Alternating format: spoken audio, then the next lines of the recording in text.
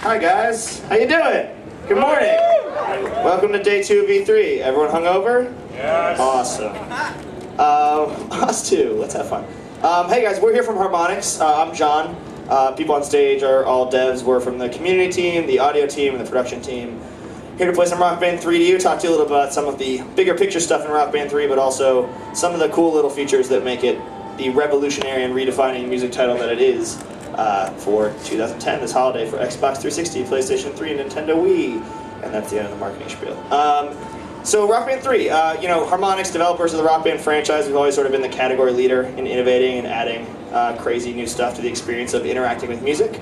And this game is no different. It's in fact sort of bigger and better than ever. We have, I think, 3 or 4 games sort of crammed into one game. So we'll try to touch on all of that really quickly and talk about the different audiences that it speaks to.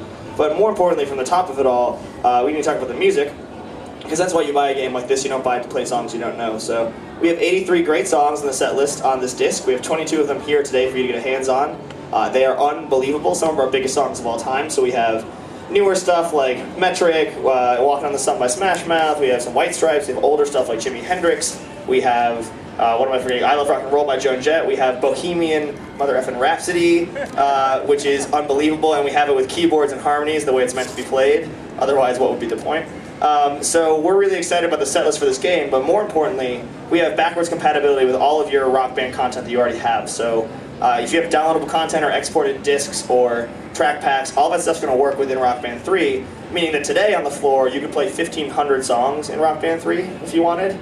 And by launch, we're expecting to have 2,000 songs. Wow. So that's a little ridiculous. We're pretty excited about it, but the game is just a huge, sprawling, awesome game with a lot of great stuff, and it has something for everybody. You know, you may have seen now we already had cymbals on stage for the drums, cymbal notation for our Pro Drums mode. I was playing a keyboard. We have 3-part harmonies, and we have a whole pro mode that we'll get to at the end, which is probably the most exciting thing happening in the music genre, and something that only we are doing right. So this is probably the most exciting music game in years, but let's talk about sort of what it is.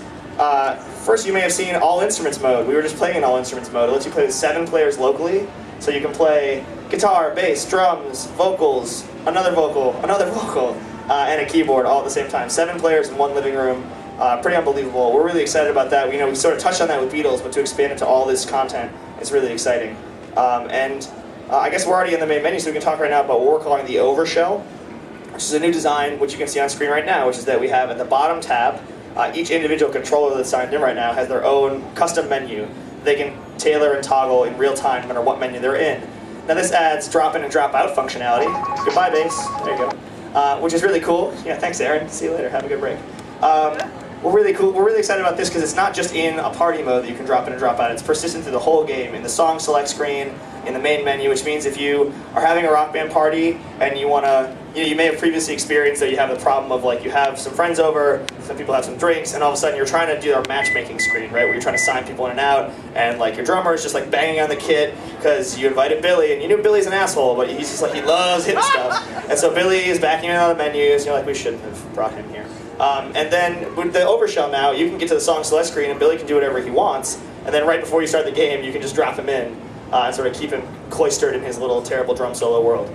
The other great part about the Overshell is it frees up all this real estate on screen. So you can see now we have our custom characters built with our brand new Rock Band 3 character creator, which has sort of been reskinned from the ground up.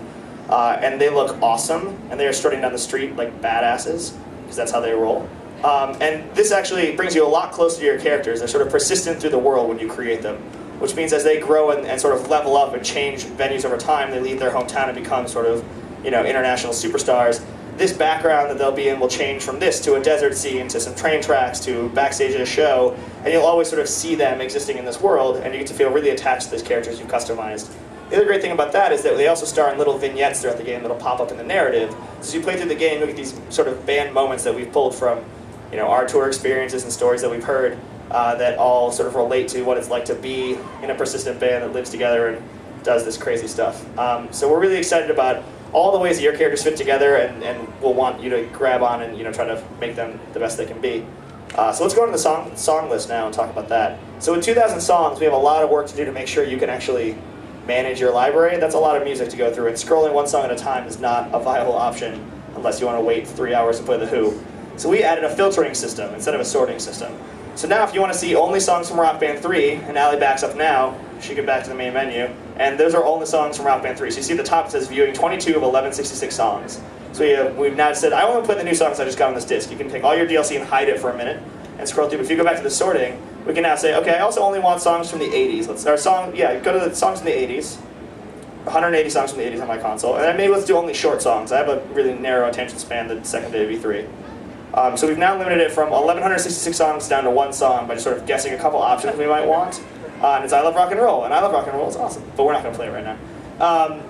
So it's really exciting to do that. You can have family-friendly songs only. You can have songs that only have keyboard support if you don't want to. If you just bought a new keyboard peripheral, you want to play on that. You can have the never-ending epic songs only, or your favorite metal songs. So there's a ton of ways to filter your content. So if you have these thousands of songs on your console, you can really customize what you're seeing on screen and choose from.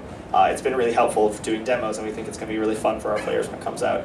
Also, we have a great song rating feature in the game. So you may have played previous titles and had to play Say It Ain't So over and over and over again because it popped up in random set lists no matter how many times you played it. Now you get to rate your songs when you're finished. And if you rate a song highly, say 5 lighters, that song will come up more and more often in random set lists. If you rate a song low, it'll sort of be hidden from you. It won't pop up all the time. And then you can also sort by rating. So if you wanted to see your favorite songs that you've played through, you can sort of pop it up as a menu option, which is really exciting. It also works inside of our song recommendation engine. So we're actually going to have a way to recommend other songs in the Rock Band catalog that you might want to check out from what you've liked and what you've been playing, which we're really excited about. With a music library as dominant as ours and as huge as ours, it's hard to navigate with the controller, so we want to try to steer you to the greatest songs that you'll enjoy. And then last but not least, inside of our music library, before we get back to the fun playing of instruments, we have set lists now. And you may say, well, we had set lists before. That's a stupid point to bring up. I hate this demo. And I'd say, hold on, wait a second, I'm getting there.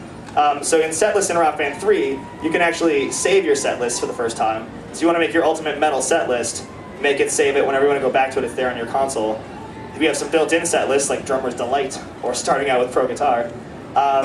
And then the other cool thing is you can share set lists with your friends. You can challenge them to play your set list. It's sort of our challenge system now. Instead of our daily tour, we have our daily challenges. We now have you can challenge your friends over Facebook or Twitter or through rockband.com to beat your punk rock guitar set